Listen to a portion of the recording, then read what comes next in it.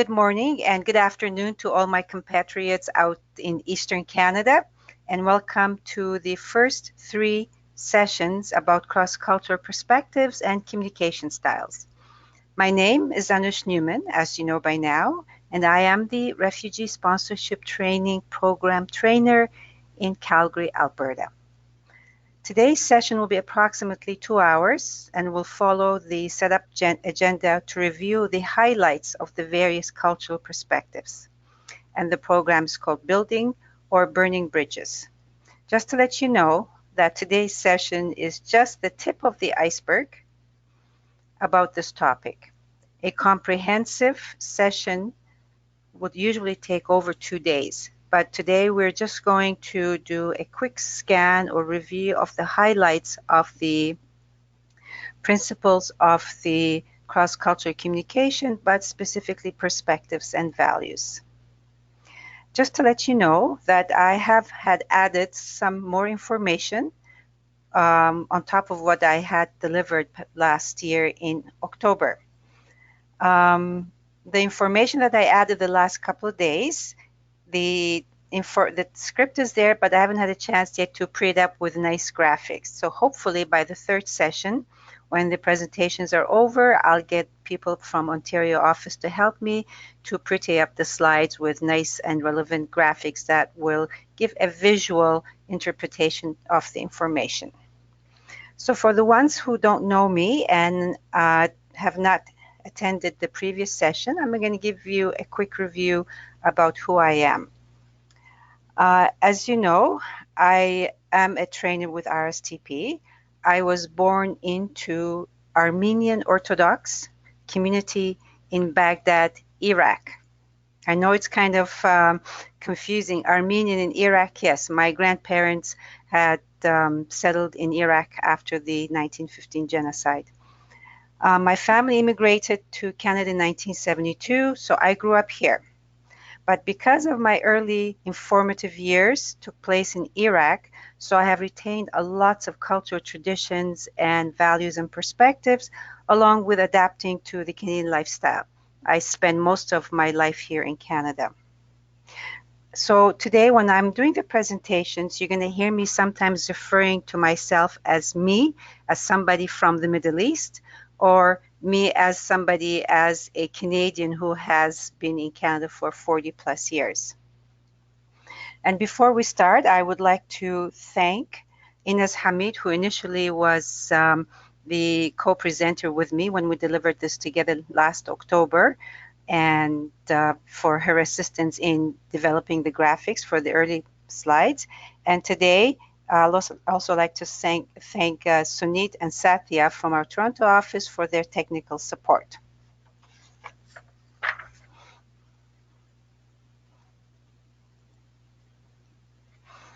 So, building or burning bridges, communication across culture.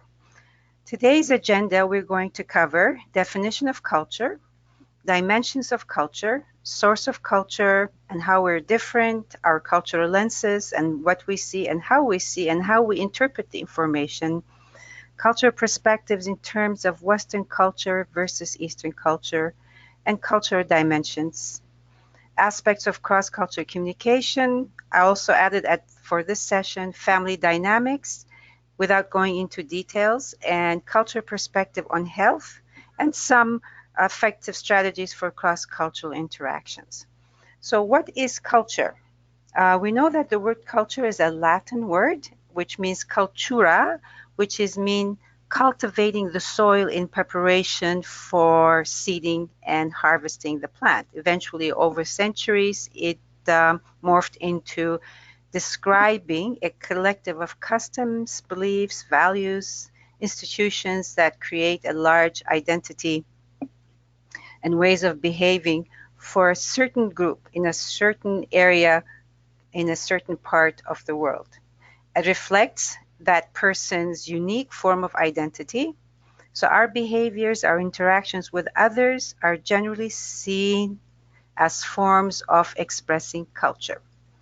I see there is somebody who is asking me a question to see if there is a problem. So I'm going to quickly open up that pane and see if there is a problem there.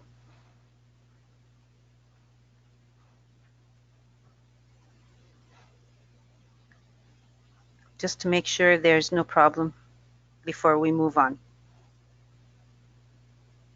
Wonderful. All right. So I just would like you to know that I have not created this material. I have, well, here we go again. Um,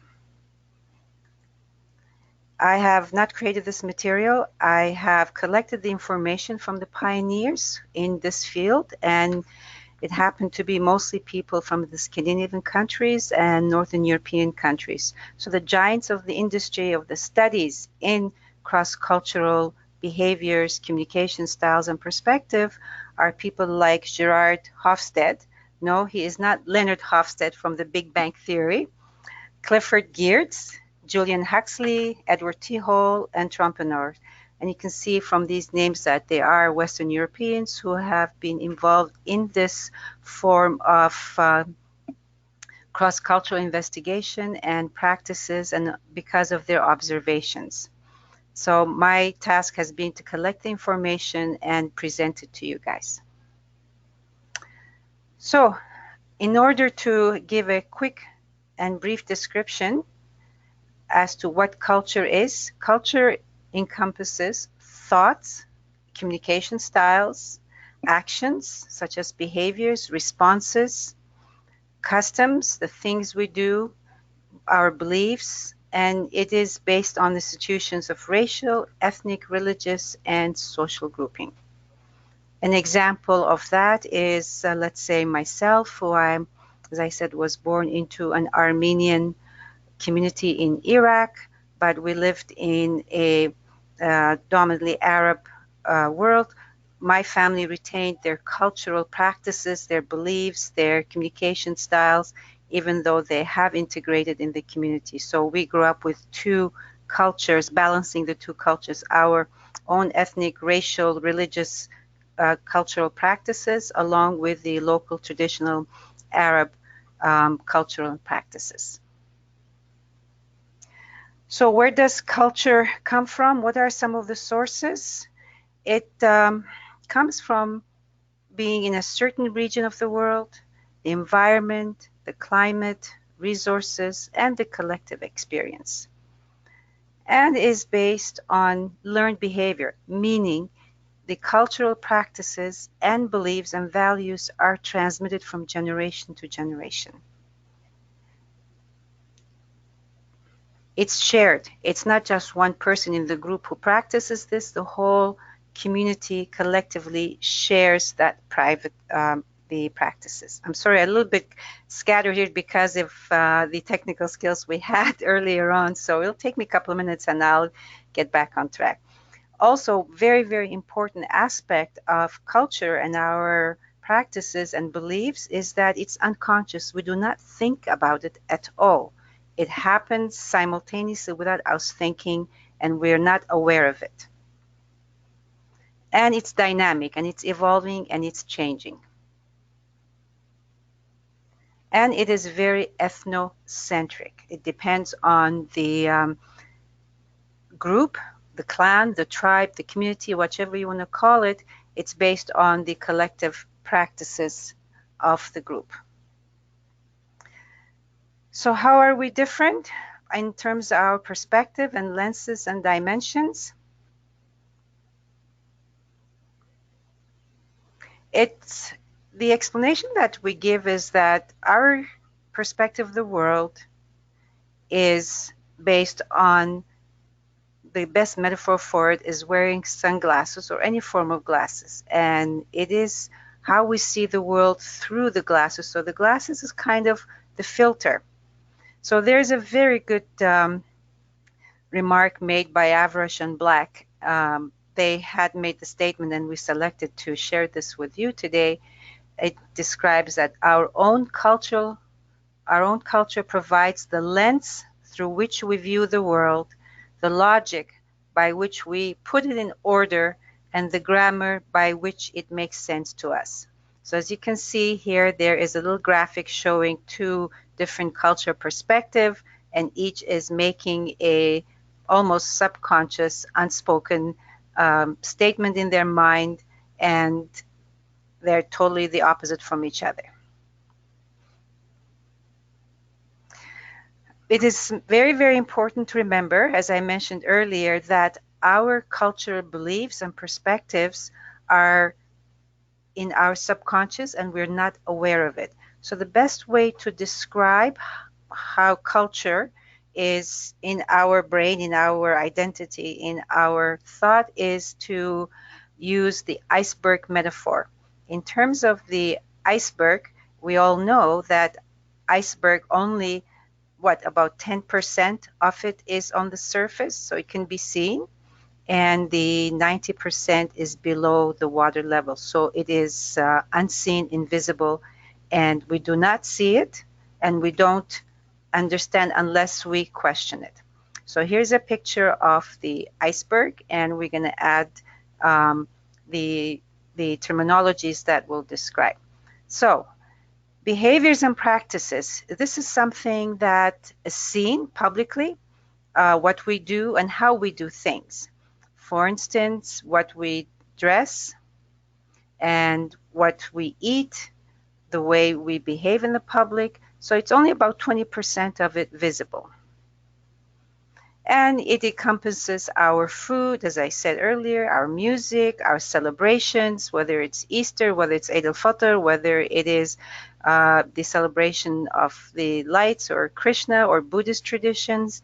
Religious rituals are very visible and they are on the surface. These are things that we see. We see people going to church, we see people going to mosque, we see people going to temple, and we see how they're acting, but we don't know what is behind those actions and beliefs. Because the primary culture is under the water level. So we have on the top the visible part, and then we have the primary part of the culture hidden from the general view. And usually the primary culture encompasses attitudes, how we judge things and how we interpret things. It encompasses our core values, what we feel is important and what we think is the right thing to do. And also it has kind of a division, the good or bad. In our psychological ongoing thought process, we continuously thinking, what should we do that's good? And most of the time we follow that. And there are sometimes things that we say, oh no, I should not do this. This is not acceptable. So we have divided generally our thought process into what's desirable, what's undesirable. The things that are desirable are acceptable behaviors that's accepted by our family, by our community, by our society. And the undesirable behaviors and actions and thoughts and practices would be considered unacceptable because it goes against that family, the tribe, the clan, community, general perspectives. And as I said earlier, that is 80% invisible. When you meet someone, you may see some of their cultural, racial features and their traditional costumes and things like that, but you don't know what they believe and how they interpret information they receive and what is their core value. So it's very, very important not to look at the initial outward appearance of the person and not making a judgment based on that because you don't know what's in there. So some of the invisible points are things like religious beliefs.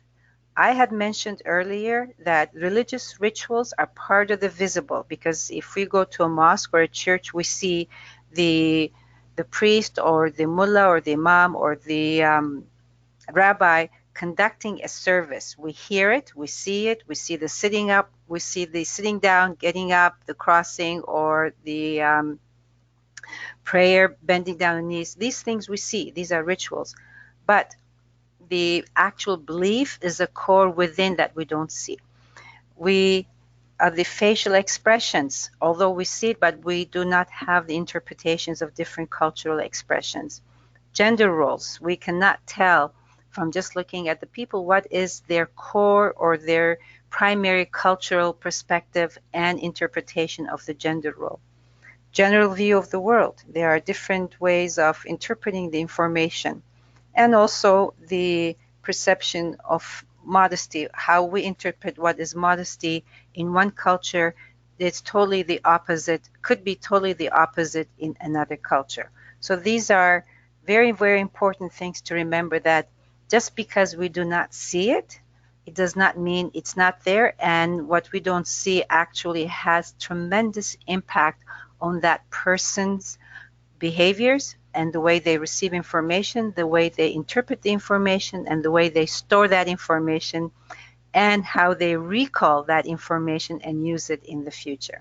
So human psyche is an incredible, incredible machine.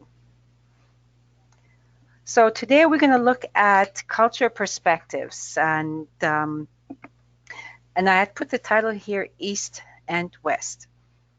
The top gurus and the giants of the studies in culture perspective, looking at the global world and saying, you know, there are certain practices and views and perspectives are dominant in some regions of the world, and then there are other views and practices which are dominant in the world.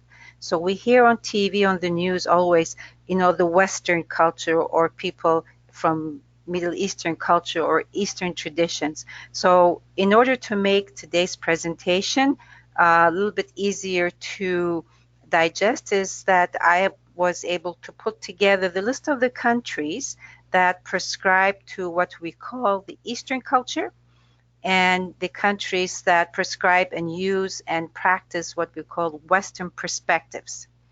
So these perspectives, ideologies, let's start with the first one, Western, because we are living in Canada and that's considered a Western. So the regions in Europe, North America, that includes Canada and United States, excluding Mexico, because although Mexico is in the North American continent and it is in the West, but its perspectives and values are not similar to Canadian and American style.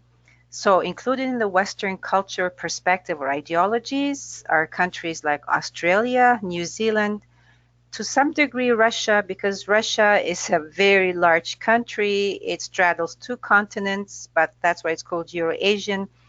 About 25% of Russia is in Europe and the rest is in Asia, so they are kind of between the two worlds. In terms of countries or the regions that what we would categorize as people prescribed into the Eastern ideology, Eastern philosophies, Eastern perspectives, are most of the countries, if not all, in Asia, South Pacific, African nations, Mesoamerica, Central America that is, South America, and the indigenous Aboriginal people of North America as well. Even though, again, just like Mexico, they live in the North American continent, they're still considered people who traditionally practice the perspectives of the Eastern philosophies. And according to Hofstede, as I mentioned earlier, who's not Leonard Hofstede from the Big Bang Theory, he had come up with what he called the cultural dimensions. And there are many of them, as you can see. And today we're going to touch on a few of them that we decided that these are kind of important and priority should be given to them, because it helps us to kind of look at this dimensions and interpret it to our daily practices. So the most prominent one actually is the second one in the slide here. It's the individualism versus collectivism. We're going to talk about that in more in details. We're going to talk about the power distance.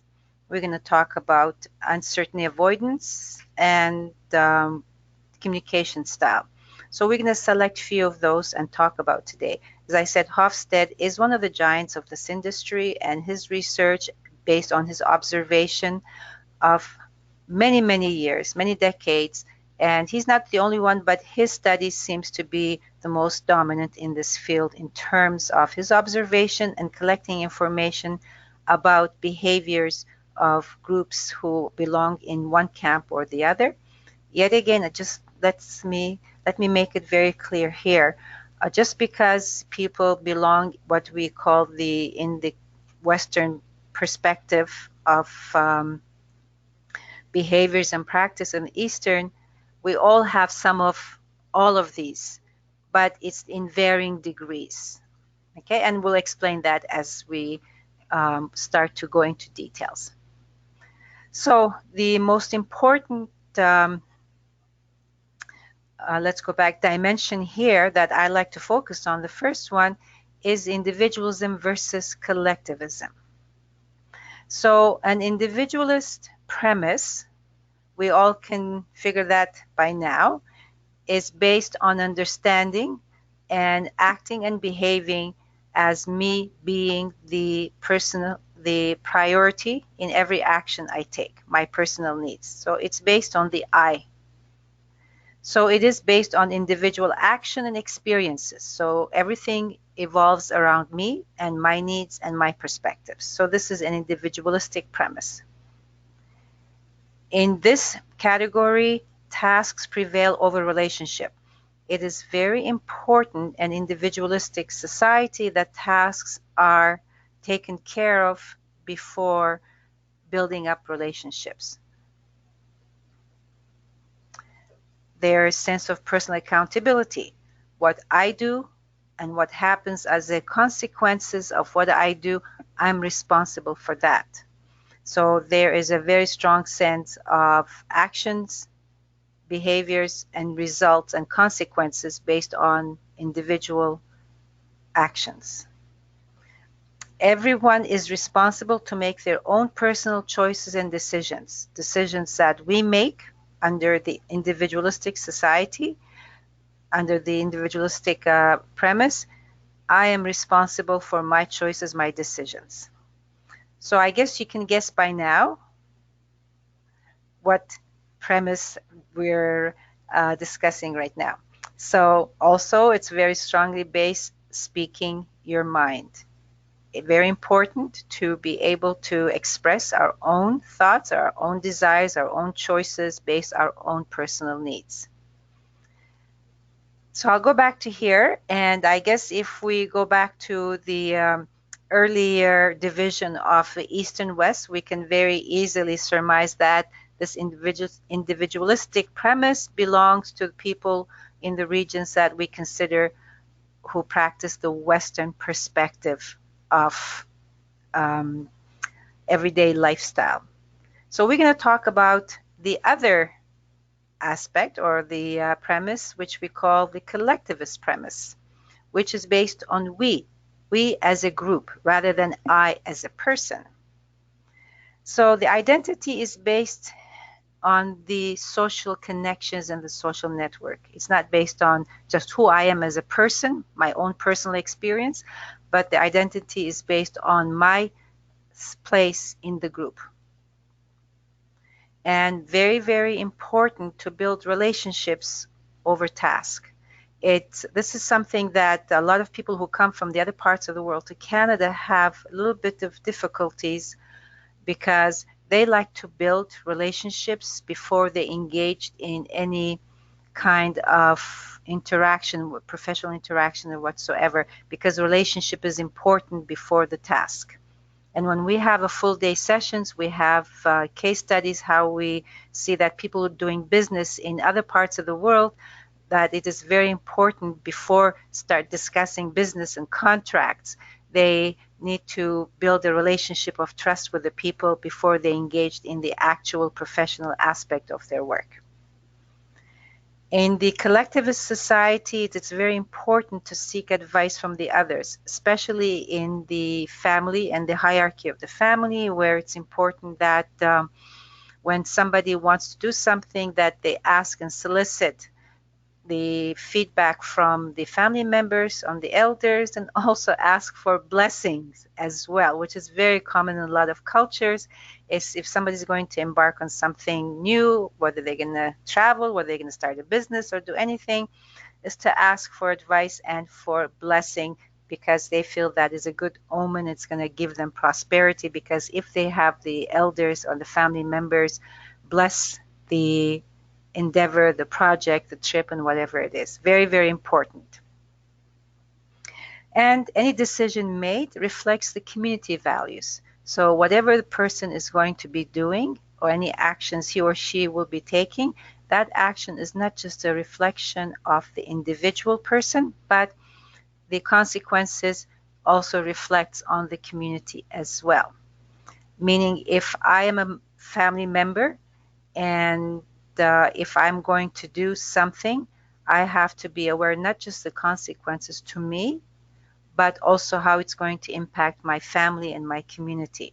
And it has to be in line with the communal value, not just what I want myself. And of course, very, very important, as I mentioned earlier, it must follow the hierarchy of community or family members.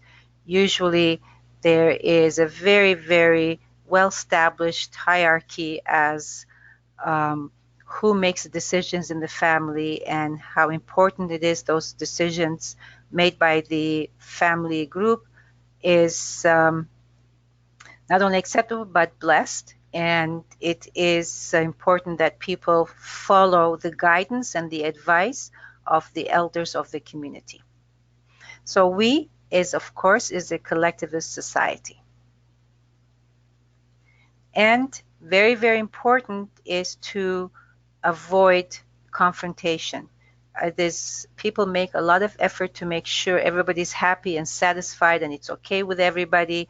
If they're going to take a certain action, make sure that least amount of people are offended by what I do because it's a very consensus based, making sure everybody is online with what we're going to do.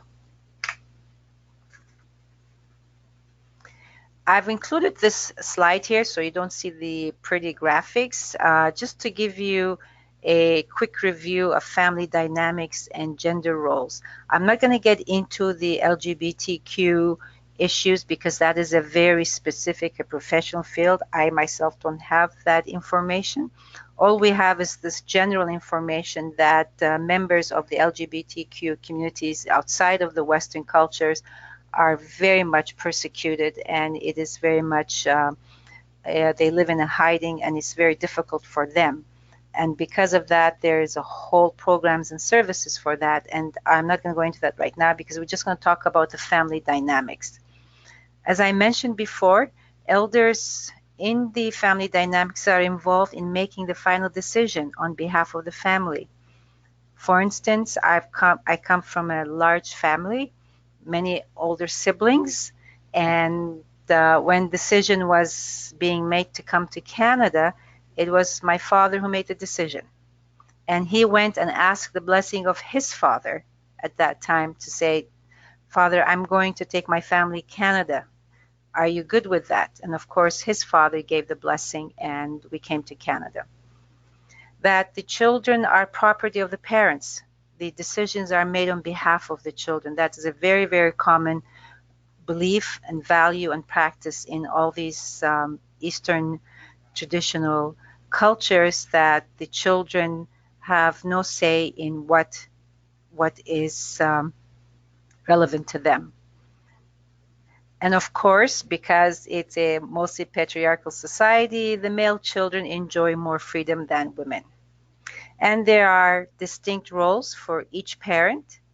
The fathers or the males tend to make the major decision with little input from their spouses and their females, and women are usually tasked with child rearing and household matters. As I said earlier, asking for blessing is very, very important in a lot of cultures, and blessing could take on individual event, or usually blessings take place when there is a major community celebrations or event or religious celebrations where the blessings of the elders are sought out.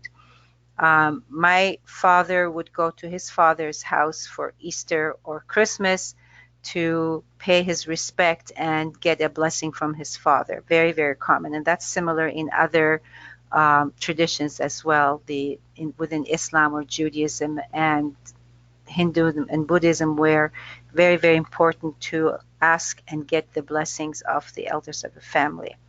And the other thing that's very important to remember here in terms of family dynamics is that what we call a family here in North America, mother and father and children, or mother and children, or father and children, is different in a lot of this culture.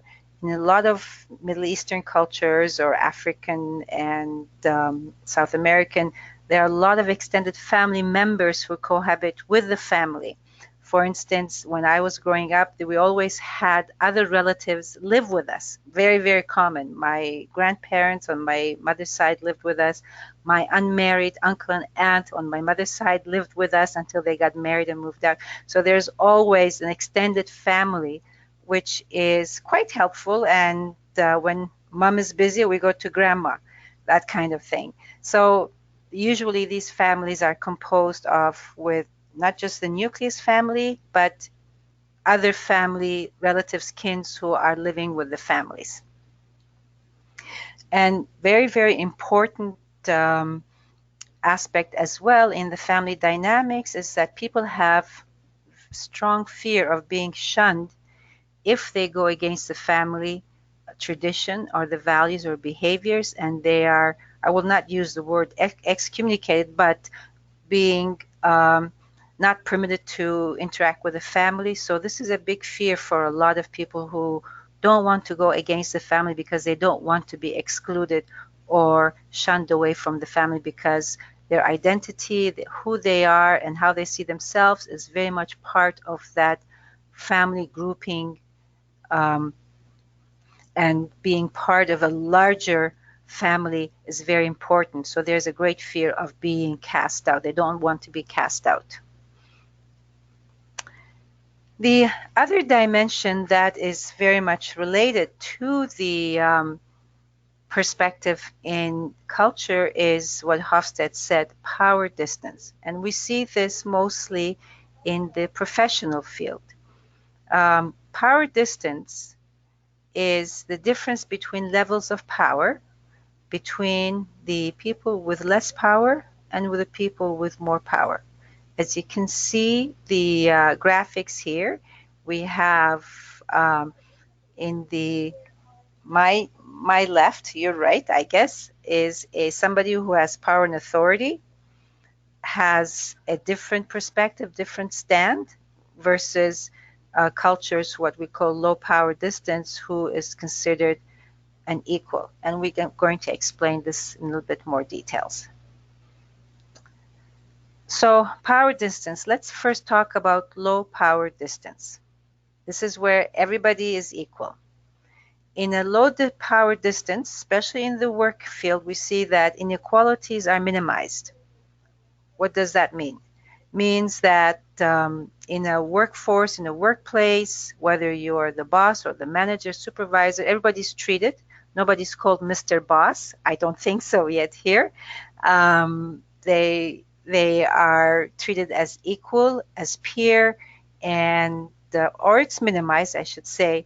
And there's not much distinction between the people who are in authority or people who work. They consider themselves as a team working together. It's mostly decentralized, meaning there is no central power and everybody reporting to that. All groups work independently and they all have a common goal, work together. And in a low power distance, usually the subordinates are consulted, and that's what we call our retreats and staff meeting, where everybody gets together and everybody has the right to share their opinions, their perspectives, their ideas, their suggestions. So in the low power distance, which by now you guessed is the Western perspective, input from all the members of the team is very, very important. The decisions are made mostly by consensus, all agreeing that this is what would be the best for the group together. In this category, the boss is regarded as a resourceful person who provides the resources and the supports so the staff can do their job better. So it's more of a democratic perspective. And the status and privileges are not the focus. So if I'm interacting with the operational manager, I don't feel like I have to bow down and show all kinds of visual respects. It's just more of one-to-one perspective.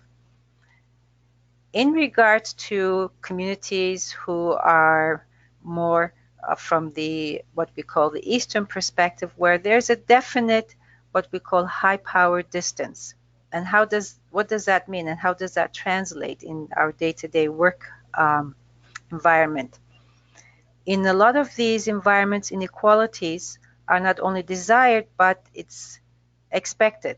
As a worker under the high power, the Eastern perspective philosophies, I know what is my role, I know what is my status and where I stand in the workforce, in my company or the agency, and I know that I am at this category, and there's a supervisor, there's a boss, and everybody has a different status.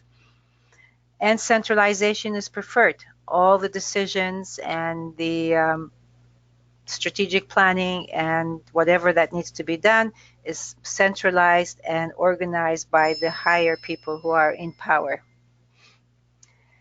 Subordinates are expected to do as told. It is less of consulting with the subordinates, like the staff, and saying, hey, what should we do all together?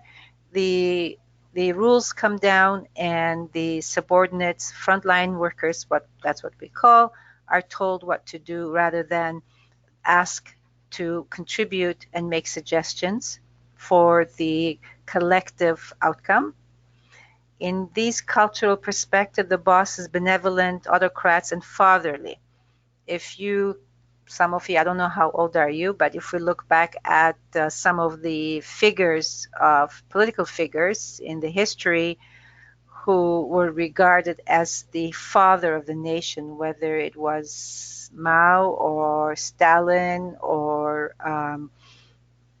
some other um, dictators, but they always portray themselves as the father tending to the children. So there's that kind of distinct role between a boss and the workers. And of course, in this kind of Eastern perspective, status and privileges are accepted and very popular. People see themselves based on their status and how they present themselves to their coworkers, to their clients or their customers, the way they see themselves in the position they are in. And that's something that is not as common in the Western culture, because here we see people who own multi-million dollar businesses run around with jeans and loafers, and they're not concerned about how they look, versus people in other cultures who have high positions who are very, very conscious of making sure they always present themselves in a manner that shows them as powerful, as authoritative, and wealthy, and uh, own big homes and things like that.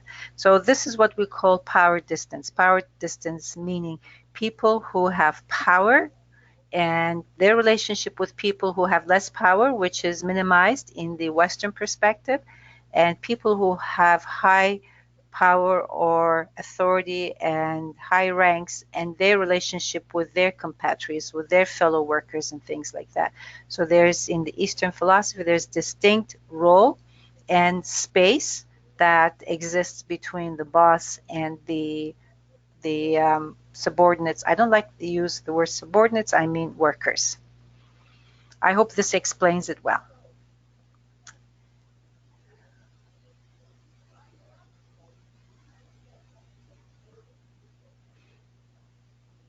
I don't know what's going on here. I've got it says move this window away from the shared application, whatever that means.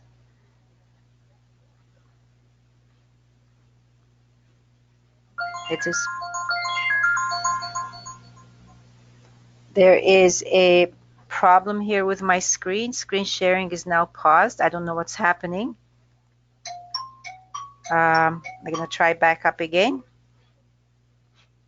and open up this. As I said, we are experiencing technical problems. I'm going to open up the questions and ask you guys to let me know if we're okay here.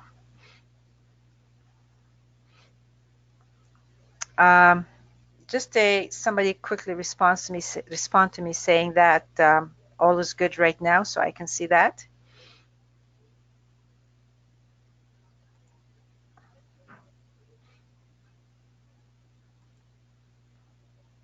Yeah, no, there's problems in here, but that's okay. We'll work it out. Okay. Um, we did the power distance. Now we're going to talk about low versus high uncertainty avoidance. Yes, this sounds very, very psychological, technical terminology, but we're going to explain it. And once we explain it, we can see what it means easier. So, low uncertainty avoidance, as you can tell by its definition, I'm sure most of you can by now, means that tend to have low stress and anxiety.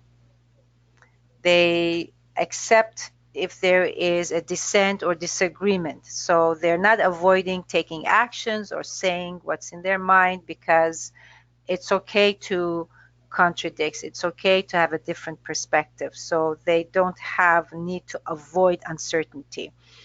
They tend to be high risk takers and less rituals, and any different opinion is seen as interesting and curious.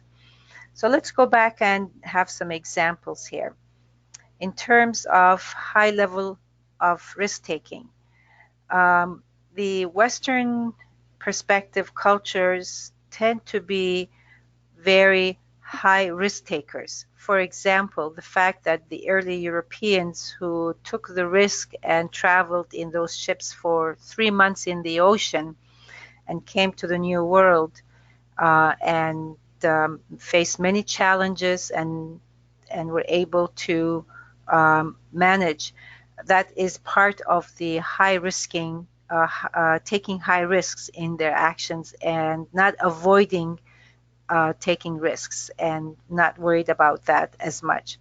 And they tend to be less ritualistic. It's very task focused, and it is, we have to do this. This is important. Care less about what other people might think. And if other people have different opinions, that's okay too. So this tend to be what we call the Western perspective.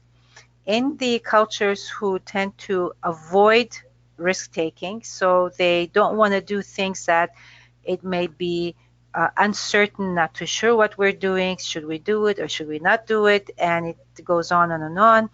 It could cause a high stress and anxiety. So people are more anxious and stressed because they don't want to upset anybody. They don't want to cause any conflict, any split, and things like that. They have a strong desire for consensus. Let's make sure everybody's happy with the decision we're making. If we're going to take a family picnic, let's make sure everybody's okay. Is everybody ready to do this or not? And tend to be very low risk taking, meaning let's do things that we know that it's not going to cause us a lot of grief later on. Let's not try doing too many new things because we don't know what's going to be the result of that. So let's stick to our old ways of doing things because we know we've done it and it's successful. So why take a risk and do something differently now just because it may be giving us different results? But no, we'll stick to what we know. So we follow these rituals of repeating the things that we know without taking risk in taking on doing something the new way. An example of that, which I'd like to share with you, is my husband and myself. I like to travel back and forth, going back and forth from home to work, taking the same path every day because that's a path I know. I like it. I know where all the stops are. When I'm traveling with my husband, and sometimes he drives me, he usually tries to take new ways of coming to downtown. One day he will decide to go on the from the 10th Street. Sometimes he will go on 14th Street or go through the back alleys because he's trying to find a new ways, shortcuts. I get very upset and I say, why you're doing this? Why don't you just take the regular path that we go on every day on 14th Street if we have to go to downtown? And he would say, well, what's wrong with finding other ways? What's wrong with finding shorter ways of doing things? So that's just an example of me saying, let's not take a risk and follow the same path every day that we get to downtown. Him being born and raised in Canada says, well, let's find other ways. Let's see what else is out there. Why do we have to do the same thing all the time? It's because I see taking risks, it may be dangerous, or I might end up with unpleasant results, such as getting lost or not finding where I'm at or being late because of the problems, where he himself feels, you know what, let's try something new and see what we can learn from this new experience. Again, this is our extremes, but just I'm giving you an idea how in various cultural perspectives, people tend to like to do the same thing over and over, what they're used to, where in the Western perspective, let's explore, let's find out, let's investigate, let's see what else we can do and how we can do things, and we'll deal with the consequences as we come across to it. Very, very important perspective to understand if you're dealing with people from a non-Western perspective is that the desire to maintain the status quo, not take as many risks, and not to rock the boat. The best way to describe this philosophy, and tend to be ritualistic about it. We do things certain ways because this is how we've done it, and this is the best way of doing it, and we don't want to upset the apple cart or something like that. As you can see, I've adopted to a lot of Western lingo as well. And the other dimension that I thought was very interesting to explore is the masculine versus feminine premise and perspective. According to Hofstede, according to his observations, he said, when we talk about masculinity versus femininity, we're not talking about attributes or physical perspectives and things like that. We're talking in terms of general philosophical view of the world. So he equates masculinity with the I view, which means the individualistic society, and the we perspective as societies that are more collectivist and more social, communal, organizational based. So Hofstede had explained, what does this mean? The I or masculine premise or perspective tend to have societies who are ambitious. They are progress based and material success based. It's very important that I achieve success and gain the material and experience all the benefits of the society. Tend to have a competitive spirit, compete. I like to be the best. I like to be on the top. I like to get there first kind of perspective. Very decisive and assertive. I know what I want. I want to make sure I get what I want, and I assert my way and my behaviors and actions to follow up with my decision. Very strong respect and understanding and sympathy for people who portray confident and strong self-esteem demeanor about themselves, because that means that person is not only not competitive, but successful.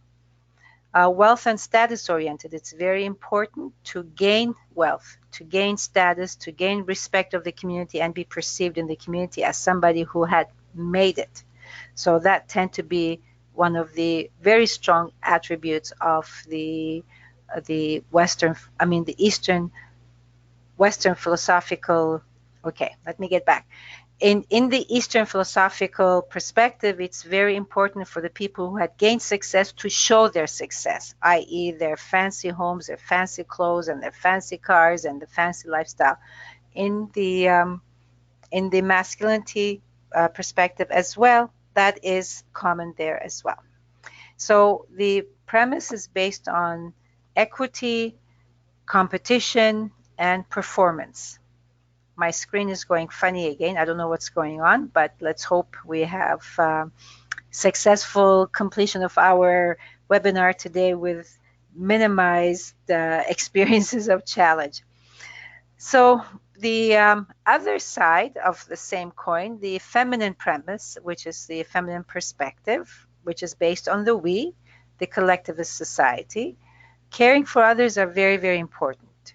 It is very tuned to family dynamics, social structure, caring for family members, caring for the extended family members, caring for other ones before we care for ourselves. And relationship is very, very important part of the day-to-day activities because we see ourselves as part of a family, not as an individual who belongs to a family, but we are part of the family, almost like a jigsaw puzzle. You have your place, your space, your role in that picture, and you fit in that role. And negotiation and group consensus is very important. It's not just making decision and being assertive about it, but negotiating and making sure the decisions that you are going to make, that you have the blessing of the group, you have the consensus of the group, that it's perceived as an action that's going to represent and reflect very positively on the group, not just for yourself. Compromise and modesty. Also, in a lot of Southeast Asia and Asian countries, modesty and compromise is very important. Modesty in how you treat the elders, how you greet them, how you treat the people in power is all, the roles are very well established and everybody knows their place.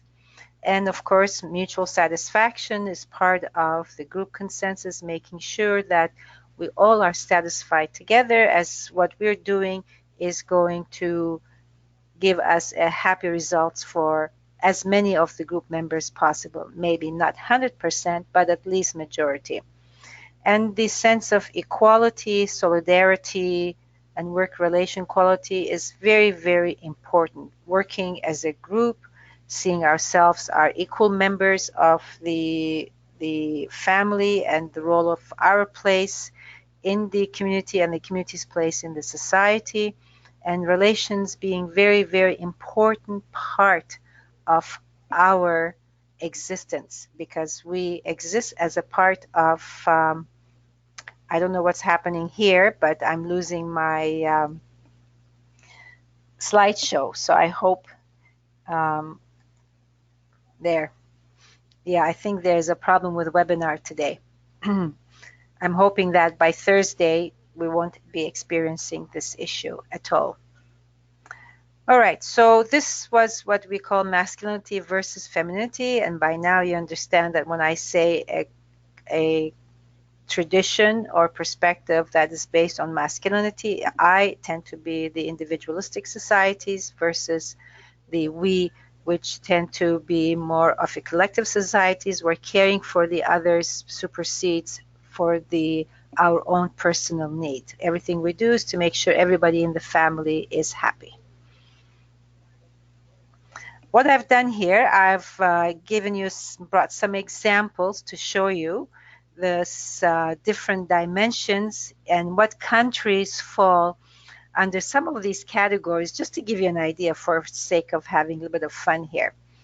So in terms of collectivism versus individualism, we'll look at some of the countries that prescribe to, or this more dominant feature. Does not mean every single person prescribes or behave this way, but majority of the people believe and value and practice this perspective. Again, remember, as I said earlier, when we say that, let's say a country in one of those Southeast Asian countries, they tend to be a collectivist society. That does not mean every single person is like that. There's a wide range and there is a spectrum, but majority of people prescribe to that philosophy. So we're talking about majority. So in terms of collectivist societies, countries like Colombia, Pakistan, Venezuela. Remember I said Asia, South America tend to be what we call as a groups that prescribe to the Eastern philosophy ideology perspective. And countries that fall under the majority of the individualistic perspective is like Australia, United States, and Great Britain. And of course, Australia, United States, New Zealand, Canada, these are all the offsprings of United Kingdom, which is a European. Oops. And let's look at power distance. The countries that, um, let's say, fall under low power distance, where the relationship between people who have power and people who don't have power is minimum. They are treated equally and regard each other as peers and things like that. We have countries with low power, such as Austria, Israel, and Denmark. And the reason I put Israel here, although Israel is in the Middle East, but the people who had gone to Israel are mostly Europeans from Europe. So they brought with them the European individualistic perspective on life. And in terms of high power, uh, power distance in countries, what we would call the Eastern perspective or philosophy or ideology, are countries like Mexico, Philippines, and India, where there is very distinct role for people with power and stratas and classes, and everybody knows or pretty well knows where they belong in the hierarchy of the society. Uncertainty avoidance. In countries that we consider that they have less uncertainty avoidance, as you can see, it's countries like Singapore, Hong Kong, and Denmark. And the reason Singapore and Hong Kong are mentioned here, falling under this category, again, because of their association with Europe and United Kingdom. So that perspective kind of transmitted and evolved there as well. And Denmark, as we know, it's one of the Scandinavian countries, which happen to be one of the leading countries in social development, equality, justice, and also pioneers in studies with people with disabilities, pioneers in studies of human behavior and cross-cultural communication. These countries, those Scandinavian countries, four of them are kind of the leaders in this area as well. Which is very interesting because our next category is masculinity versus femininity, is the countries that fall under the feminine perspective, which is Sweden, Norway, and Denmark. And you're going to say, well, that's kind of odd. Like, these are European countries and they fall under what we call a Western perspective because they're westernized. But as I mentioned just 15 seconds ago, these countries tend to be very strongly focused on social justice and equality and developing programs and services that will benefit the community as a whole. So it's a nation that is taking care of itself. We all know those Scandinavian countries are the leaders in providing child care for the working families, programs and services for elderlies, studies and research in developing the best ways to help people with disabilities. So even though they are considered a region that's part of the Western practices and belief area, but their perspective in life tend to be very strong on developing good social infrastructures to ensure that the community members are all benefiting from all the privileges. Then we move into what we consider a masculine perspective, countries like Japan and Austria and Venezuela, where it tend to be more of a strong role for drive, competition, moving forward, gaining success, having good reputation, showing that you have power and authority and very strong structure and status for people in the community. So we're going to talk about communication right now because of my problem with the webinar today, I'm not getting the most of my stuff here, but that's okay. We'll manage today. So we're going to talk about, well, if we have people coming from different perspectives and they're meeting, what does that look like? So we're going to talk about communication. This is a very good graphic where we have somebody who is presenting his business card, and usually people from far east, like countries China, Korea, Vietnam, Japan, where they offer things with their two hands when they giving a business card or anything, and somebody from, I think, from different cultures saying, well, what do I do right now? Or people who come from parts of the world where the concept of personal space is not as defined, where here in the Western culture we have this concept of personal space very, very important. And if different ways of greetings, people greet different ways in different cultures. I know in the Middle East, where I come from, it is very common that if you meet somebody within family or close relative or a neighbor or a good friend, you kiss the cheeks 3 times, left, right, left. Some people will hold their two palms together, like the in Southeast Asia, and that's where there are greetings. In Western cultures, extending the arm for a handshake. So there's a different ways of greeting, and it's very interesting sometimes if you're in the airport is to watch the people and see how people react and respond to different stimuli coming at them, whether they're bumping into other people or meeting someone. Very, very interesting. So now we're going to talk about communication, which is very, very important part of understanding how culture impacts our behaviors, and communication is one of our behaviors. So we're going to talk about communication right now. So I know this is not a very good graphic, but as we know generally that communication skills is a learned skill, and that when we communicate, we tend to communicate 7% by words, and 93% is nonverbal communication. That is the majority. So you're going to say, well, really? But because we hear the words.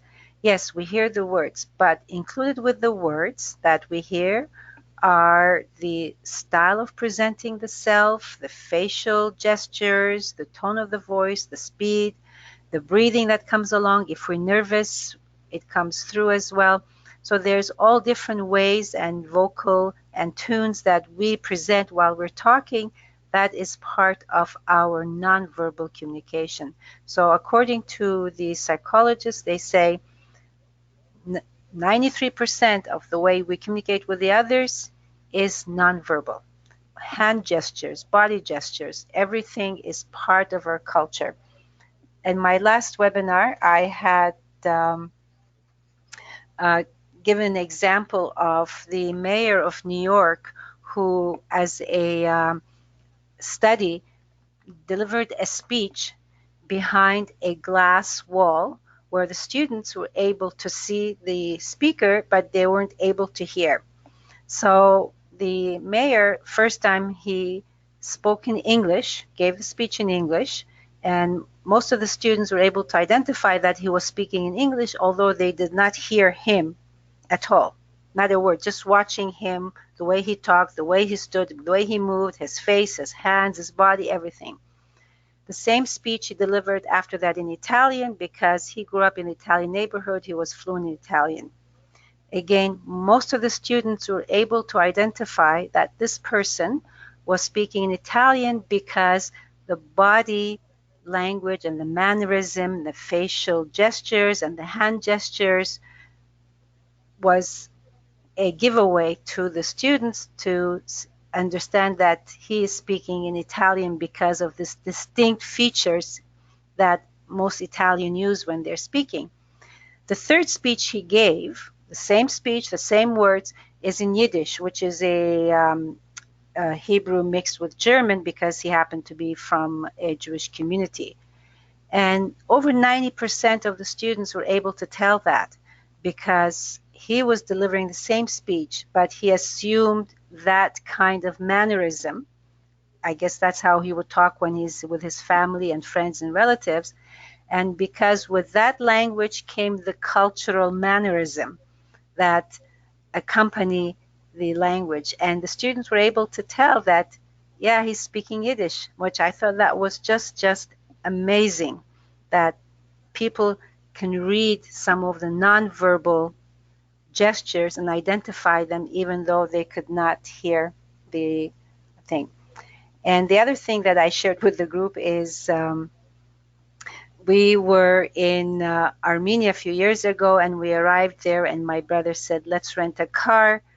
And we were there before with my mother. I said to my brother, we don't know the rules here, and it's very hard because these people don't follow the same rules we follow in North America. And it's going to be tough to rent a car because we were here last year and we saw how they drive. My brother said, no, I grew up in Germany because he went to study there. I've driven all over Europe. It's the same highway signs and things like that. It shouldn't be difficult. So we convinced him to wait for 2-3 days before he rents a car because we said, we're not going to get in the car with you until you wait for 2-3 days. A few days later, he said, you know what? I don't think I can drive here because although there are the street signs and all these prompters, nobody's following them. But you don't see any accidents because they're sending each other gestures and signals that they themselves culturally know and familiar with. So a newcomer who had not been to that country before cannot read those gestures and don't understand it. And we were just amazed that these people are communicating with each other between cars. So who's going to go first, who's going to wait, and who's going to let the pedestrian pass. We couldn't figure out how they're communicating because they were getting the traffic moving, but we had no clue because nobody followed the lights and nobody followed the rules, but they followed their own unspoken cultural signals that we as outsiders could not read it and could not understand it. I thought that was very, very interesting. So you say, well, these are good, but are they good? Is it a good reason for us to know about this? I would say yes, it is, because it's important, because understanding cultural communication styles or perspective and aspects is important because we know in Canada here, we have people coming from various countries of the world. We're not a mono-ethnic, mono-racial country. This country is built on the individuals from the indigenous communities who were here before the Europeans came in, and later on people from various countries from Europe and Asia and Africa and South America are coming in. So we have different perspectives coming in. So it's very important to be aware of this and be cognizant of this when we interact and socialize with people, because it'll make the communication a little bit easier. So let's look at some of the benefits of why it's important to understand cultural perspectives and communication, because it increases the understanding of the barriers and the feelings that people have. It decreases confusion. Now you know that different cultures have a different lens that they wear and they see the world, they interpret the information coming at them and how they behave, how they react, how they respond. So having an understanding of people having different perspectives, it tends to decrease the confusion. It will not eliminate, but decrease it. It could address specific challenges and situations. If you're dealing with a special situation, whether in your professional career or personal or your neighborhood, understanding that there are different cultural perspectives and views and that people communicate differently, it opens up the door to investigate more, understand better, and build the bridge to communicate with and make a situation better. Understanding that there are cultural views and different ways of communication, it increases the person's ability to communicate and also increases their confidence and self-esteem. It is important because if you know that, okay, it's not it's not a problem for me, but if I know that these people come from different cultures and I am familiar that they have a different perspective, then I feel confident in connecting with people, helping them, dealing with them, and addressing some of the issues because I have a little bit of understanding as to where they're coming from. That gives me the comfort that I'm a little better because I know how I can probably be of more of help to those people. And of course, it will increase results for communicating effectively and more accurately, and of course, most importantly, more respectfully. Because when you portray yourself somebody who understands that there's a different culture perspectives, that you're trying to accommodate and build bridges, build ways of communicating with that person, it shows that there is a high degree of respect to people who come from different cultures and language and traditions, and yourself. And of course, the respect is two-way street, mutual. It means that hopefully with this kind of improved confidence and skills that people also will exhibit their respect to you because you're making the effort in terms of communication with each other. So this is very, very important part as to why we need to understand how people communicate.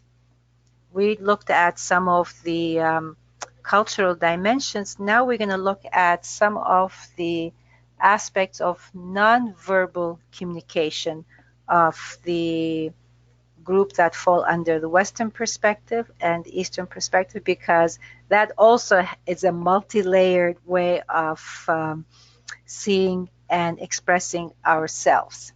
So one of the most important dimension is what we call high versus low context, and direct versus indirect, or expressive versus restrained form of nonverbal communication.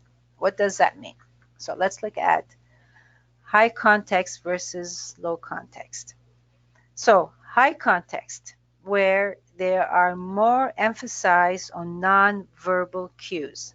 So means a lot of the information is portrayed through the facial gestures, the body language, the hands, and things like that, as I explained earlier, that tend to be more prominent, more visible in the people who come from what we call the Eastern philosophy. Things such as indirect messages, cues are included. So what does that mean? That means that when we are wanting to express an idea or a thought, we tend to give a lot of other related messages coupled with the main message that we want to give. And we add cues to that as well. Once I go over the whole list, I'll give you a very good example of this. Social status is coupled with identity, meaning that if we have a special social status because I am a leader of the community or I'm a big boss somewhere, I would always present and I communicate in that manner of authority or somebody with a high status. And that's very important that people also treat me in that manner. In where I come from, we tend to, if we meet somebody who is either a community leader or religious leader, we tend to just quickly bow our head down, showing a sign of respect for his or her position in the community. Building good relations and trust before engaging in business is primary need. And this is something that I mentioned earlier. In a high context premise, when people are going to do business with each other, they tend to build relationships. First, to build a trust and awareness of each other and know that they have built some common ground, and then engaged in whatever they're going to be doing. And of course, avoiding direct questioning in terms of saying, how old are you? Or where do you come from? Those kinds of things that here in the West, we tend to do that without having any issues with that. So going back to indirect messages and versus direct messages, I like to give an example that I used the last time. Um, I have a sister in Vancouver who is not feeling well, and a couple of years ago, I wanted to go and visit her. And of course, although I've spent 40 years here, but as I said earlier, my informative years were in Baghdad, so it's very much programmed in my brain at certain times. So I wanted to travel to Vancouver. I'm talking with my husband. I said, you know what? My sister is not doing well. She has Parkinson's and this and that. Her health is deteriorating. It's been a really while since I've seen her last, and I mean, she recovers. I don't think she's going to recover. So I'm giving all this kind of introductions and things like that. And finally, my husband says, do you want to go and see your sister? Is that what you're saying? I said, well, I just want to explain to you, what's happening with my sister. He said, well, if you want to go and see your sister, just say, hey, I want to go and see my sister, and go ahead and book whatever you need to do. So I was acting from the premise of I was giving this introduction, nonverbal cues that I want to go and see my sister, and not ask his permission, but just let him know. But I wasn't going to let him know directly, but I was kind of hiding behind these nonverbal um, behaviors, talking about my sister's health and things like that. So it was very, very interesting situation that happened. I chuckled in my head after that. I thought, oh yeah, this is it. This is it. And the other point I like to emphasize here, building good relations before engaging in business. A lot of companies here in North America, when they send their staff overseas to those countries, they get a very good training in how to communicate with the local people and how to build trust and how to build relationship before engaging directly in the business, because in a lot of countries or regions, people, before they start doing business, they need to have trust built, and so the trust gets built by having a relationship. So in societies that what we consider communicate in a low context, which is the Western, there's a less emphasis on the nonverbal cues. So we tend to, as a Westerner, we tend to state the facts, and this is at the face value. This is the way it goes. We tend to get to the point right away without giving too much introductions. And our position or status are not as important, so we don't talk to subordinates in a different tone of voice or accept them to treat us in a different way. Efficiency is the primary focus because that's what needs to be done. And direct questioning is encouraged. And that is very, very prominent when we look at how we're rearing our children here in North America. We encourage our kids to ask questions, to explore, to investigate, and think and understand how things work, which is a little different than child rearing in other countries where children are taught to follow what's been told to do and follow the family rules, family practices, and less investigation and more of following the family rules. And I wanted to share this with you because I just came across this. People are noticing when they're sending emails, because we don't send as much letters anymore. And even in emails, there's a distinct perspective, and you can see or read when somebody who comes from a what we call Eastern philosophical background versus somebody from the Western, and which has a low context.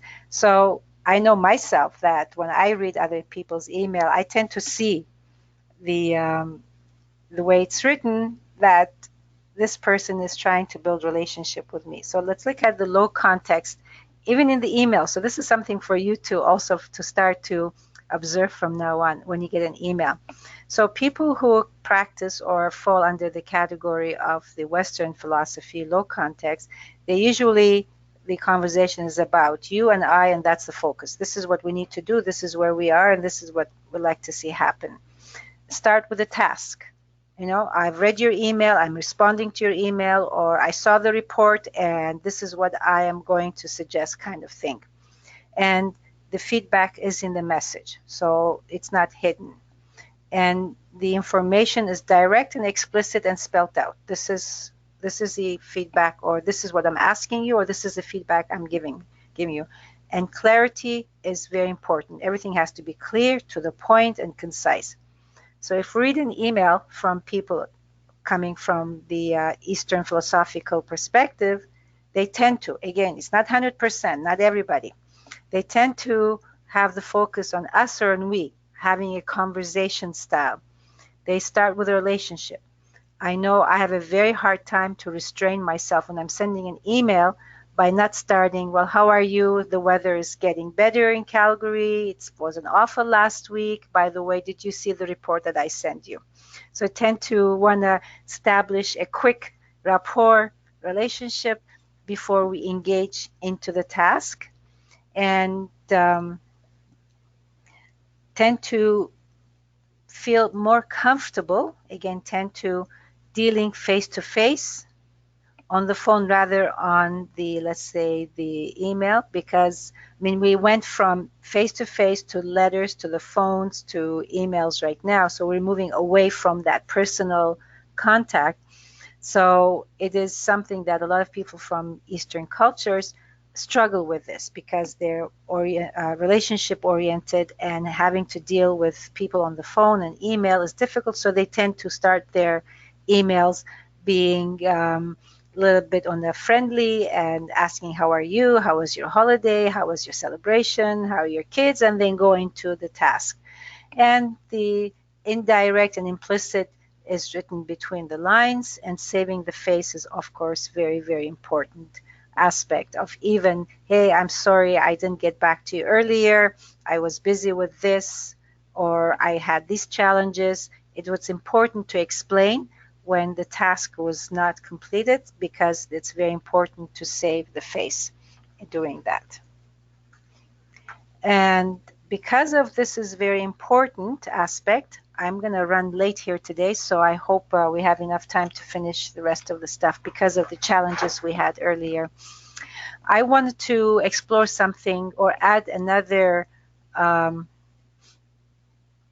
okay. Oops, okay, yeah, my screen is jumping. Before I go to the other point here, I want to discuss this direct versus indirect, which is very much in tune with the earlier point that I made about the emails versus direct and indirect, and we'll talk about that in more details right now. I'm experiencing some technical stuff here as well, so I hope you're not seeing that technical stuff. So direct and versus indirect or expressive. As you can see, that direct communication is very much is part of, or tend to be, coming from individualistic premise, where communication is direct, low context, not too much introduction, explanation. They tend to say what they mean without giving clues, and saving the face is not as important. It's kind of low on the category. Less regards for feelings. It's more task oriented. I need you to do this. I'm not worried about how you feel, because that's not my issue. That's your issue. And of course, there is a sense of grandiose. In an indirect and restrained, which falls under the collectivist society, we see some of the aspects of it tend to have high context, meaning a lot of explanation before and a lot of information while giving information about specific things. So unrelated information that kind of supports the main point, but not necessarily important or relevant, but it's added to explain. So there's a high context. They tend to imply or suggest, because saving face is very high. It's important. And very high regards for feelings. Don't want to offend anybody. Want to make sure that we stay humble, and humility is important, and we want to make sure that we are all happy together. So in terms of imply and suggest, the example that I've used in the past is there was a situation where a child was practicing the music lessons till late hours, and the neighbor of this family who has a child bumps into the mother after a while and says, "Oh, your child is learning how to play piano. He's doing very well because we hear him really late at night. So he really must be very dedicated." So the moral of the story here is this person is not saying that the music, we hear the music after 12 or 1 o'clock in the morning, not giving the direct clue to what is bothering them, but being suggesting and implying that, oh yeah, I can hear your kid playing music late hours. So it's giving indirect message about an issue without dealing with the issue itself, because you don't want to offend people and things like that. So that's a very good example of kind of skirting the issue and not dealing with directly. So in here, as a case managers, settlement workers, people working with people different cultures, it is very important, if we encounter this, is to kind of investigate a little bit more and ask some questions. Oh yeah, you really like the music, or I hope it's not too late, or is it bothering you? Those kinds of things, to open up a conversation and assist those people to engage and become more direct.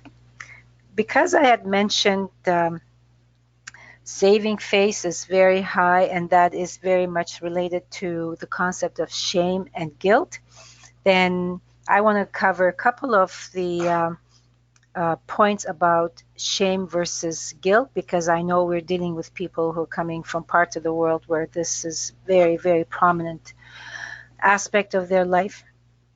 So according to the psychologists, they are talking about cultures are based on shame and cultures based on guilt. So what does that mean, it's based on shame? A culture that prescribes to shame is where they see it's being a violation of culture or social norms, because it's shameful because they have done something against the cultural practices, against the group belief, against the community values. Under this category, self is the central object of negative evaluation, meaning always feeling bad because we feel ashamed of what we've done, and we condemn ourselves, and we devalue ourselves for not acting properly, and we're ashamed of our behavior. In order to survive, we tend to split ourselves into part of us dealing with the shame and the condemnation on ourselves, and the other part is keeping up with the facade of interacting and presenting ourselves as as normal as possible. There is sense of strong painful feeling about oneself as a person, knowing that we've done something wrong, and we condemn ourselves, and we feel that what we have done, it impacts the community. It's a shame for the whole community, it's just not me. So my behavior that brought shame to me is also bringing shame to my whole family, to whole my community, my tribe, my clan, my society. In terms of the guilt-based societies, which tend to be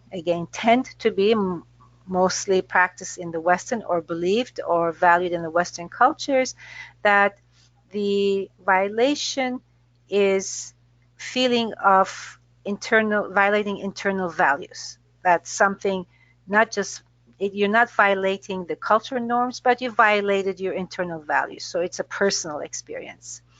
And that the thing is done is the focus evaluation, not you. You're not evaluating, de-evaluating yourself, but you're de-evaluating the behavior, the action. So you're not assuming it as part of your psyche. The self is unified. You're coming in terms with it. You're accepted that this is a behavior that brought you a sense of guilt. So you are not feeling that you're split. You, as a somebody who had committed something that goes against the common practices, there's a sense of regret rather than sense of shame. I know, I feel bad, I'm sorry, I did this was wrong, and it reflects the behavior, not the action, and the belief that the impact and the consequences affects the self and not the community, not the whole clan. It's not the whole family. So we see this very common in family honor, family shame, where if one individual in the family behaves certain way, the whole community is regarded in a shameful manner because that person represents the community and the whole community is affected by it. But in a guilt-based, no, the impact is the one person. I do something wrong, I'm accountable, I'm responsible, I have to apologize, and it affects me. It does not affect how people view rest of my family because I acted and this is my individual action and behavior. It's a very deep section and I don't want to go too much into it, but it's a very interesting area to be studying. And because of this, we have the notion of culture and honor and the importance of saving face. A face is a position a person has in the community because of their role, because of their status, because of their wealth. And it is very, very important. And in many cultures, it is very important to save face.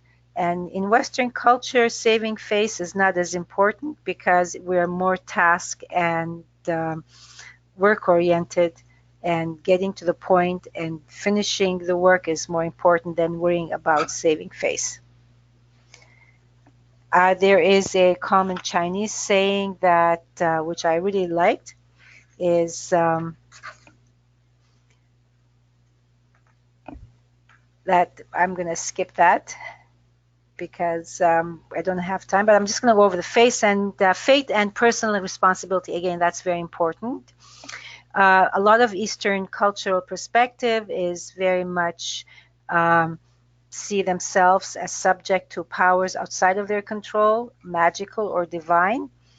And that's more of like an Eastern mystical perspective versus a Western perspective, which is based on fate and personal responsibility, seeing ourselves as the masters of our life and our behaviors, and we believe in cause and effect, that we are responsible for our actions.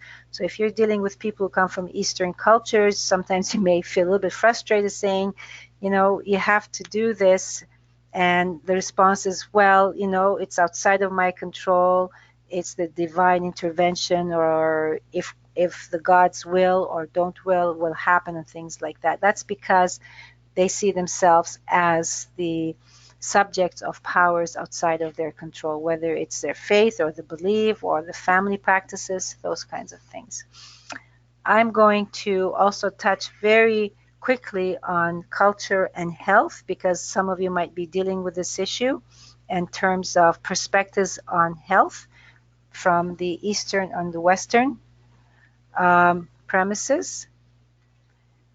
In the Eastern societies or perspective, the health is important player in understanding and treatment of illnesses. I mean, religion and spirituality is believing that harmony among the body, heart, and mind is contributing to the overall health. So you have this alternate medicine and things like that. They may see illness as caused by breaking of sacred tribal taboos, unhealthy relationships with humans or nature, or by witchcraft. You know, people get sick because they didn't follow the family rituals and didn't do the practices. And also some, in most of Eastern countries, they see illnesses being a result of actions taken in this life or in the past life, something they've done in 2-3 lives, and their, you know, karma is causing all these illnesses and health issues.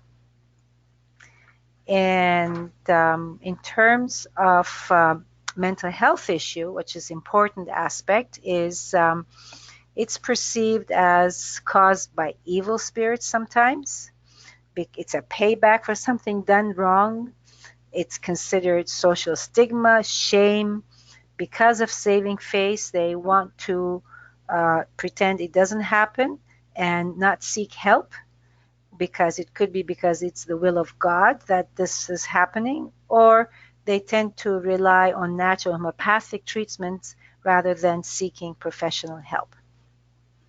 In terms of the Western perspective on health, it tends to be a more scientific approach, looking at the cause and effect.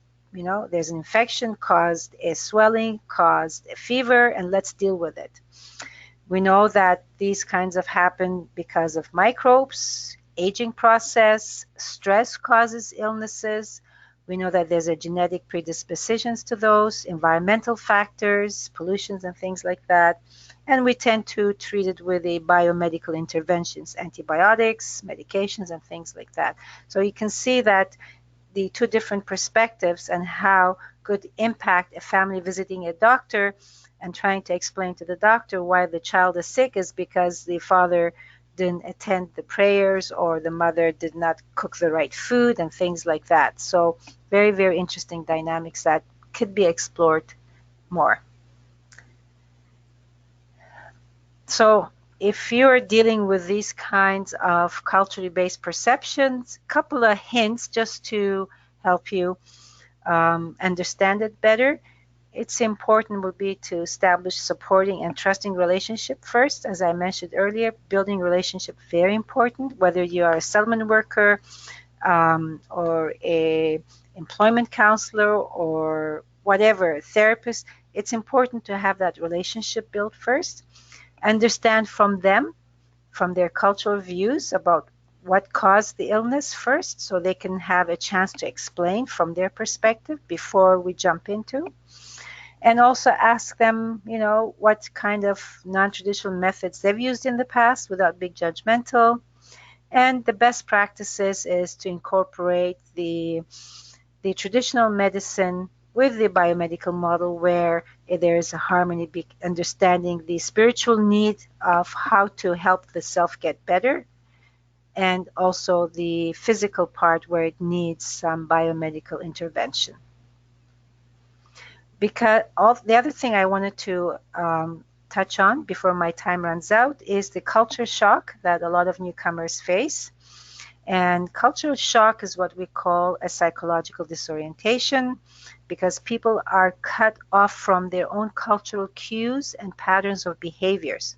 So this causes disorientation, which impacts on communication, interaction, and perspective. So if you're dealing with people who just arrived a year or two, be aware that they are still experiencing cultural shock and trying to understand the new ways of living in a Western culture and how they can reconcile with their traditional beliefs and values and come into a kind of a happy medium where the stones in the bridges are being built.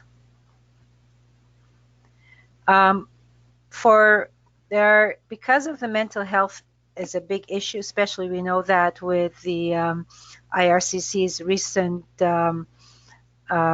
revision of the undertaking, where understanding the support available in the community for some of the refugees who are arriving with some kind of traumas, and they could, you know, be experiencing some issues. So the post-arrival challenges that could jeopardize mental health, in addition to everything else, is acculturation, meaning understanding the differences, again, as I mentioned earlier, their styles and the new ways of living. Of course, newcomers experience unemployment or underemployment, so this could lead to some mental health issues. Of course, discrimination coming from different cultures. And of course, structural factors, different style of interaction, also isolation for women. So these are considered high risk area the first 10 to 24 months, and it's important to be aware of this, and that's why IRCC is asking sponsors, if individual needs some assistance, do they know where to go and access support. And to be aware of some of the signs of emotional health issues I've listed here. This information will be available on the IRCP website later on, so please wait for it when we pretty up the graphics, and will be on our website to be accessible, and you can have this information. I'm not going to go over all of them, but there are some major signs that shows or demonstrates their emotional stress being experienced by the newcomers. Certain things like lack of energy, feeling on the edge, change in eating habits, problems with sleeping, being emotional. It's a good idea to be aware of those, but try not to become the interventionist or therapist. Always make sure that if you notice something, you as a sponsor, as a family of newcomer, that you are aware that there are services and programs to help the newcomers attend to those kinds of challenges. And your role would be as non-judgmental, supportive, listening, offering assurances, staying calm, and keeping social contact, but again, always make sure that you refer them to medical specialists. So, and now that we've gone over some of the major areas of in understanding why being exposed to this kind of information, because it is important to create a cultural fluency, because it is important when we're communicating that we experience less challenges. We're not challenge free, but at least we are experiencing a better success because we are able to communicate better. So, how do you establish cultural fluency? Some of the most effective cross cultural communication consists of, first of all, understanding your own cultural lens. You know who you are, what is your culture, and that's how you can tell the difference between yourself and other cultures. The other important point here is understand and respect that there are variation in cross cultures, i.e. in communication styles, behaviors, understanding, values. And also understand that in order to improve the cross-cultural interactions and communications, is that it's going to lead to a better relationship in the future, hopefully leading to less challenges and better interactions and getting to the points faster and easier. So when cultural conflicts, if we don't have that, it causes cultural conflicts. And cultural conflicts become visible when the differences in values and norms and behaviors are visible or prominent in the relationship. So, although conflicts rises strong emotions, even though the issue may be very small, and you may relate to this, that you may think that the issue or the challenge is very small, nothing to worry about, but people from coming from different cultures may see it as being a major hurdle, and they're very upset about it, and they give a lot of time and energy and emotions to it. So it is a good idea for you to understand that this has more impact for them emotionally, and have that respect and give them the time to express themselves and help them come into understanding this is how to solve the issue and the concern. So resolving cultural conflict is looking at it's like looking at onion and peeling and peeling and peeling layers and layers of the multiple centuries of beliefs and practices and rituals. So investigating and learning about different culture practices is important. That's how we find out, by investigating and peeling the layers.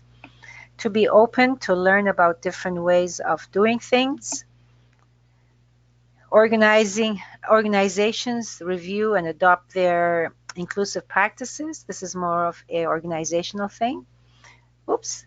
And hopefully with those kinds of perspective here in North America, we can better assist newcomers and helping them integrate into our community by being respectful, understanding, and allowing them the time and the space to learn about our ways here and how to reconcile their style, their culture with our practices here. And we all become one community. It's no longer them or us, it's all of us together, sharing a common future, common vision for us. So we resolve some of the cultural conflicts by being patient and listening to other people, giving verbal cues that we're listening to them, being open to expressions, not condemn gestures, sometimes belittling ourselves and saying, I feel silly because I didn't understand what you're saying. I must be a real goof here, or I'm out to lunch today. So those kinds of things that makes the other person feel comfortable and feels like, oh yeah, you're human just like me, kind of thing. And accepting longer pauses and silences, and hopefully that gives the time and the space for people to express themselves. Remember, when somebody's language is not English, they tend to talk a little bit slower and take time to think of what they have to say. So if there's a pause, does not mean they stop talking. That means they're just interpreting the information in their head. Oops. So yeah, I'm experiencing a problem here again, but I think we'll resolve this next week. I mean, I'd like to invite everybody who attended the session today to join us again on Thursday. Hopefully, we would have ironed those bugs by then and make sure that the webinar is not being interrupted like this. All of a sudden, I see my screen jumping, and I don't know why that happens. It's pretty funny, actually. Um, it's testing my resiliency and my adaptability skills here. Okay. And we are going to talk about 10 strategies for effective cross-cultural communication. These are some hints in general that to be aware of in order to have an easier relationship and communication style with people who come from different cultures. It's okay to ask questions. It is not a taboo to ask questions, as long as the questions are asked respectfully, modestly, and making people feel comfortable that you're asking the questions not to pry on their life or their private stuff, but you're asking questions to find a solution to work together. That you understand that there is a distinction between perspectives, that there's this perspective, that perspective. There's actually three perspectives: their perspective, our perspective, and the actual perspective, right? And also to build self-awareness, to know, okay, this is who I am, this is where I come, this is my cultural understanding, my culture biases, my cultural values and perspectives, and I know this, so I know that I'm dealing with other people who come from totally different perspective, so I'm more understanding, more accommodating, more respectful. And also recognizing that, cross-cultural behaviors is complex, and it takes time, and it takes patience and endurance to come into better understanding. And of course, very, very important issue is avoiding stereotyping. Just because one person comes from certain culture or because they look certain way, it's not okay to stereotype them, because, as I said, the behaviors in communities, in clans and tribes and social grouping are on a spectrum. And what we call the most behavior beliefs tend to belong to the larger group, but then there are also scale or degrees of these behaviors as well. And also very, very important is respect differences.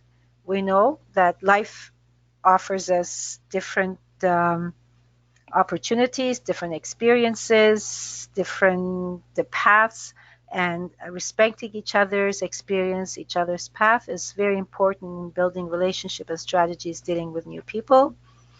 And to listen actively, to be there and hear when people have come to us, they're talking with us, and we pay attention not to just to the words they're saying, but to their nonverbal communication. So we become more active listeners.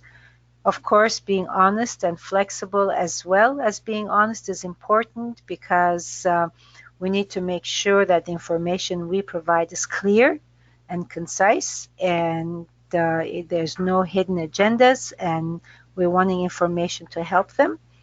And also sometimes take time to think twice. If we're going to say something, let's make sure in our head that we're saying it properly and not offend the person that we're dealing with. And hopefully those kinds of awarenesses in you while you're dealing with people will improve your skills in making sure that the people that you're serving or dealing with feels comfortable with you and open to learn from you, to be guided and provided the resources they need. So I am coming to the end of my session, and I see that I'm just about 12 o'clock, and I mean 12 o'clock my time. And again, I apologize. We really cut into quite a bit into our question and answer session because of the technical things. We, as I said, I would like to invite for the people who are here today to join us again next session. Hopefully we will not have some of those challenges and making sure that we experience less difficulties. So I don't think I have much time, but just to let you know that once the third session is delivered, which is this coming Saturday, we are going to post this video with the better graphics on RSTP website, so you can access it anytime at your leisure. And of course, you've got my information there as well, or anybody of RSTP for you to phone and ask, and I'll myself will be very, very happy here. If groups here in Calgary or in Edmonton would like me to come and talk about this as well in person, I'll be happy to do that. I cannot travel out east or outside of the province, but again, I'm available on the phone to talk with, and also there are a lot of resources on the internet and in other books and the videos about this topic. So I would really encourage you later on to visit the RSTP website to see the final product and have a final what I say, the PowerPoint, not PowerPoint, the webinar recorded in our system for you to access it at your convenience. I'm seeing some conversation here, but I don't want to go and answer right now because my time is up with the webinar and might discontinue all of a sudden, and I won't be able to answer your question. My phone number is on there. It's area code 403-515-5868. And I'll be more than happy to answer some questions if you like. And also my email is there. M as in mother, Newman, Newman, at rstp.ca. And please feel free to send me a quick email with your feedback or your questions. I'll try to answer them to best of my abilities and based on the information that we provided here. The webinars, next webinar is on Thursday. It's an evening session, evening time for myself here. And Saturday is during the day. This allows different people to opportunity to attend the workshops. And I hope this information was helpful to you guys. And again, please accept my sincere apology for some of the technical. You know, it's interesting. We've become very, very technologically progressive and advanced, but I think Mother Nature once in a while throws a little challenge and says, you know, as advanced as you think you are and you send people to the moon, I'm going to challenge you here, and we get to experience those kinds of things. As you just noticed, I reverted back to my cultural programming, saying that there are powers outside of my control that is causing this. And that was a very spontaneous remark. I didn't think of it before I said it, but that's what it is. And I hope that that this information will give you an idea about how different cultures perceive the world, their different values and views impact their social interactions, impact their relationship with their community, with the professionals around them, with the schools and things like that. So it's a very wide field, and I would love to do a full day session, but not too many people have the full day session with a lot of case histories and exercises and things like that. So I would like to stop right now before I get kicked out of the system, because it's going to end any minute right now because I'm over my time. And thank you again for joining me today with this presentation.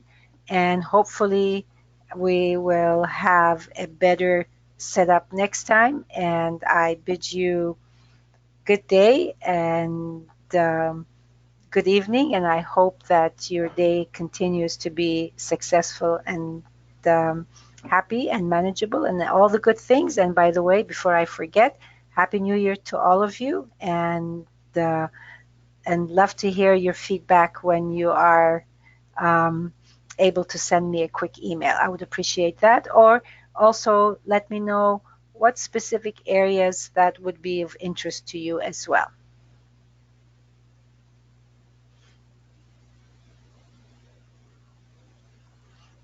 Thank you very much and have a good day.